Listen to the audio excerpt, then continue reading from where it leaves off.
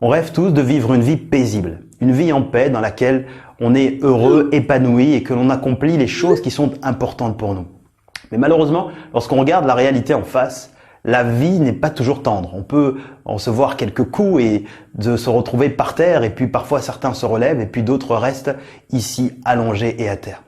Comment faire dans cette situation si vous suivez cette vidéo et que vous vivez un instant difficile, douloureux au niveau de votre business, au niveau des sentiments, au niveau même du corps, au niveau émotionnel, au niveau physique, au niveau de l'entreprise, de la carrière, au niveau émotionnel, bref, une situation difficile, comment vous relever et avancer aujourd'hui. Juste avant de vous partager ces 3 conseils, ces 3 enseignements, je voudrais tout d'abord vous parler d'un état d'esprit qui vous aidera à mieux utiliser et comprendre les conseils que vous allez découvrir juste après et surtout vous ouvrir à un nouveau champ des possibles.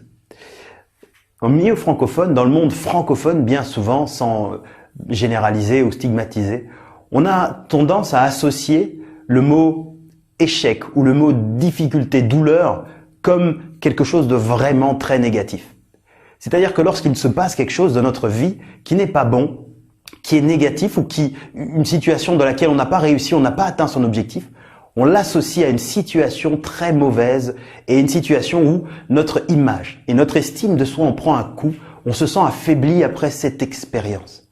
Ça commence très tôt, à l'école évidemment, lorsque l'on était au banc de l'école et que on faisait une faute d'orthographe, on nous frappait sur les doigts ou on mettait avec le marqueur rouge et donc on apprend très rapidement à ne pas faire de faute, d'erreur, parce que faire une faute, faire une erreur, faire ce qu'on appelle un échec est une situation douloureuse, triste et faible. En revanche, dans le monde anglo-saxon, le mot échec, le mot insuccès est synonyme de réussite, est synonyme d'expérience, est synonyme justement d'enrichissement. Et une des histoires qui m'a beaucoup plu, si vous regardez dans les grands cabinets de recrutement américains, souvent, dans les plus grandes sociétés aujourd'hui du monde, la plupart du temps, lorsque on passe un entretien de recrutement et qu'on passe un entretien, on demande à la personne qui raconte tous ses succès, on lui demande combien de fois elle a échoué, combien de fois, même si pour moi le mot échec n'existe pas, c'est une expérience ou un insuccès temporaire, et je l'applique et j'utilise pour cette vidéo pour vous partager ce message. Et on lui demande, au-delà de tout ce que vous avez raconté de bien beau que vous avez fait, dites-nous combien de fois vous êtes-vous planté? Combien de fois avez-vous échoué? Combien de faillites de société avez-vous réalisées avant de lancer ce projet? Ou combien de fois avez-vous manqué votre cible? Et là, lorsque les recruteurs posent cette question, c'est parce qu'on sait très bien que cet insuccès-là ne se répétera pas. Parce que si vous avez connu justement plus d'insuccès, le plus possible, et que vous avez appris de chacun de ces insuccès, on sait que vous êtes plus fort. On sait que vous êtes plus grand. Et donc, on peut vous transmettre, donner ce poste-là, on sait que vous allez y arriver. Ou on peut investir dans cette entreprise avec vous. On sait que vous avez des outils puissants pour pouvoir atteindre la cible d'une façon beaucoup plus brillante.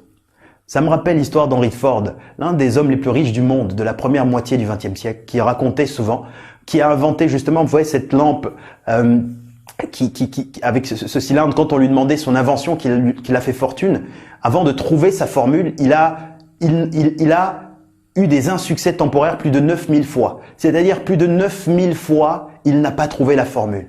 Les scientifiques, les ingénieurs qui étaient autour de lui, qui travaillaient avec lui et pour lui disaient que son idée était impossible, que c'était tout simplement pas possible. Et lui, il y allait. Imaginez-vous 9000 fois.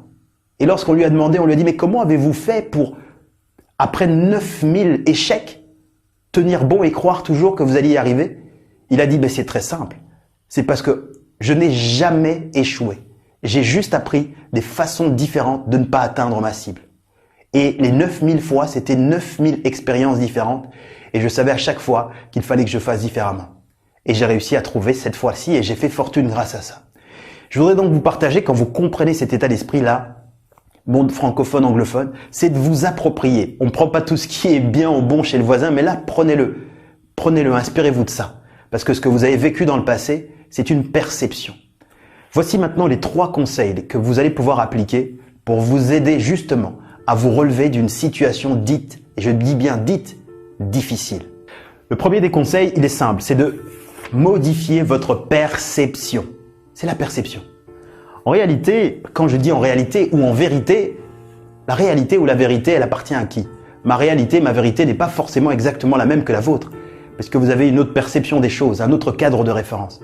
Donc si je vous dis ici de modifier votre perception.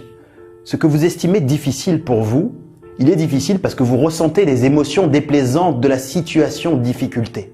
Et vous avez donc une perception négative. Rappelez-vous, anglophone, francophone, même situation, même scénario, ici interprété différemment. Quand vous comprenez cet enjeu-là, vous pouvez décider de modifier votre perception par rapport à cet événement dit difficile. Cette souffrance, au lieu de vous affaiblir, de vous faire perdre votre image, votre confiance en vous, peut vous permettre justement de gagner, d'augmenter, de devenir encore plus fort, d'être cette personne qui sera remplie d'expérience, que tous les cabinets s'arracheront et qui pourra développer une entreprise et tous les investisseurs seront prêts à le suivre parce qu'on sait qu'il a une grande expérience. Donc, je vous invite vraiment à modifier, premièrement, votre perception par rapport aux événements qui vous sont arrivés, que vous estimez difficiles, qui vous ont fragilisé. S'ils vous ont fait perdre votre amour, votre estime de vous, c'est de modifier. Ça part d'abord dans la tête. Et avant la tête, vous pouvez vous mettre dans une posture différente parce que le corps, ici, de cette biochimie puissante, vous aidera ici à influencer vos pensées. Quand vous allez vous mettre comme ça, l'influx nerveux va remonter jusqu'en haut et vous allez voir que rien qu'en vous mettant dans une posture positive, quelque chose de positif, comme si vous étiez quelque chose de vivre une situation agréable, et bien là, ensuite, vous changez cette perception.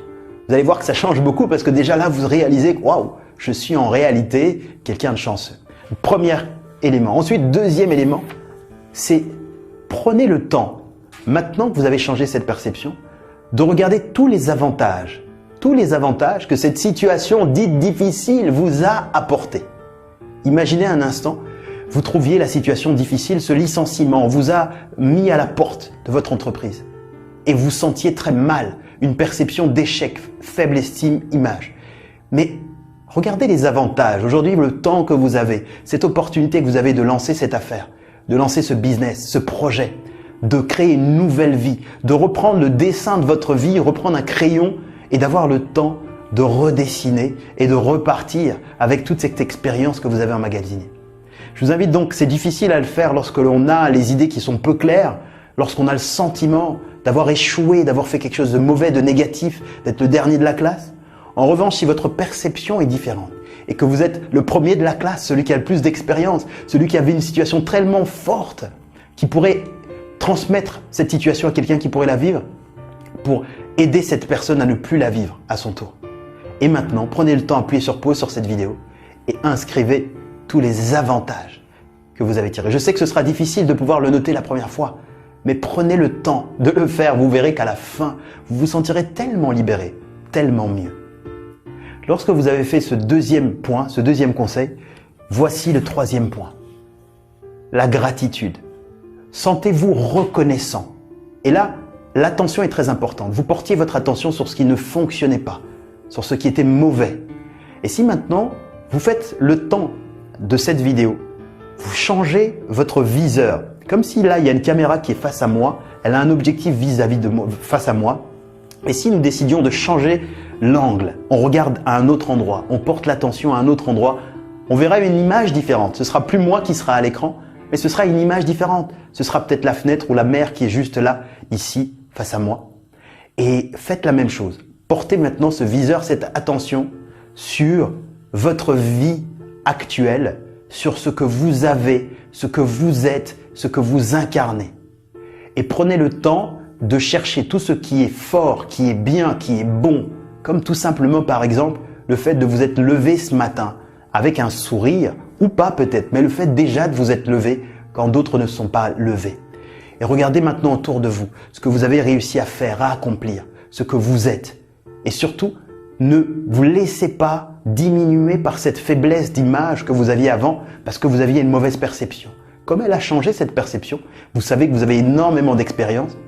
Prenez le temps, arrêtez-vous, souriez à la vie, dites-vous je suis heureux et fier et content de faire ça, d'avoir ça, de représenter ça. Et vous allez voir comme ça que si vous associez cette gratitude avec une émotion de gratitude, je ne dis pas simplement une pensée de gratitude, commencez par la pensée, vous verrez que très rapidement, il y aura également une émotion de gratitude. Et quand l'émotion arrive, c'est là que vous aurez gagné.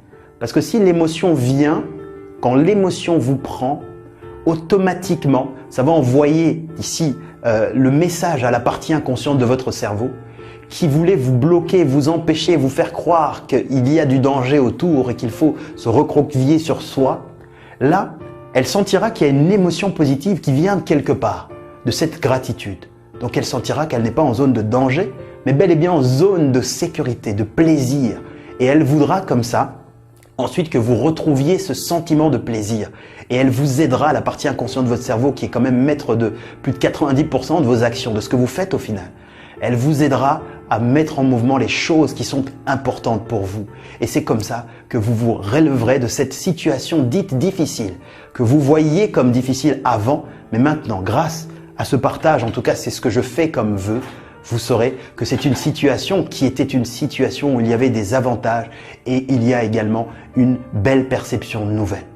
Si vous avez apprécié cette vidéo, sachez que ce que vous venez de découvrir fait partie de la transformation complète que tout entrepreneur, futur entrepreneur ou passionné de liberté doit pouvoir traverser à l'intérieur de lui-même pour être en mesure de réaliser les choses qui sont importantes dans sa vie, pour réussir dans le business, dans les affaires, dans la vie, dans n'importe quelle discipline.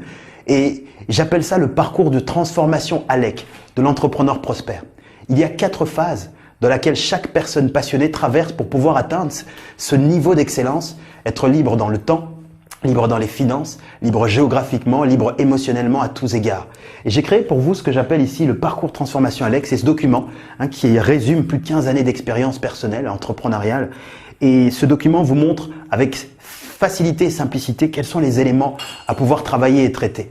En sachant ce qu'on a vu ensemble ici fait partie de la première phase, qui est la phase de l'alignement. Il y a la phase de lancement, la phase d'expansion et la phase de consolidation. Ce qu'on vient de partager dans cette vidéo fait partie de la phase d'alignement où on va développer une psychologie gagnante, un mental gagnant. Parce que lorsque vous développez un business et que vous grandissez, il y a plus de responsabilités, plus de décisions à prendre. Les émotions à ce moment-là, doivent être fortes et maîtrisées. Et vous pourrez encore, même dans ce parcours, encore tout perdre. Vous pouvez perdre votre entreprise, vous pouvez perdre quelqu'un, un proche, vous pouvez perdre des choses. Mais sachez qu'à l'intérieur de vous, lorsque vous aurez développé cet état d'esprit, cette façon de penser, cette façon d'être, dans tous les cas, dans toutes les situations, vous serez en paix à l'intérieur de vous-même.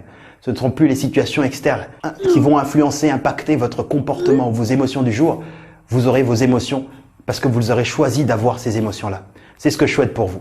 Si vous avez apprécié cette vidéo, dites-le moi en appuyant le pouce vers le haut au bas de cette vidéo. Comme ça dure 3 secondes. Ça permet à d'autres personnes de découvrir ce partage.